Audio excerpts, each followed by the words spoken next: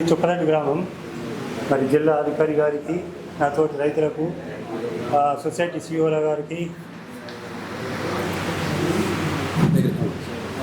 Sir నాకు ఒక 6 ఎకరాల పొలం ఉన్నది సార్. ఒక ఎకరానికి ఒక డిఏపి బస్తా ఎత్తా. ఒక ఎకరానికి మాత్రం ఇప్పటికి నేను 45 సంవత్సరాలుగా వ్యవసాయం చేయబట్టి ఒక ఎకరానికి బస్తాకి ఎప్పటికి కూడా ఎక్కువ చాలలేదు. మీరు అన్నట్టు ఒక ఎకరానికి 3 బస్తాలకు మొత్తం దపాయిపోయేలకు పొటాసు, యూరియా, డిఏపి ఇంత తప్ప నేను ఎక్కువ క్రిమిసంహారక మందులు కూడా ఎక్కువ వాడా, ఈ డిఏపిని యూరియా కూడా ఎక్కువ వాడా సార్. ఇది నా అనుభవం. ఈల్డింగ్ కూడా మామూలుగా వస్తే బాగా హై రాదు, లో రాదు.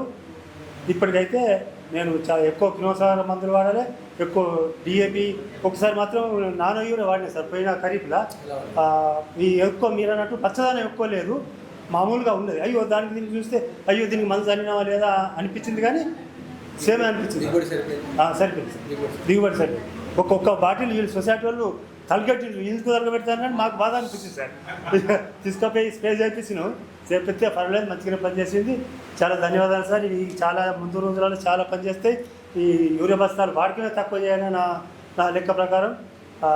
దిగుబడి ఎక్కువ వస్తుంది, భూసారాన్ని కాపాడినట్టు అవుతుంది, సార్ అన్నట్టు దేశానికి కూడా మనం లాభం చేసినట్టు అవుతుంది. ఈ అవకాశం ఇచ్చిన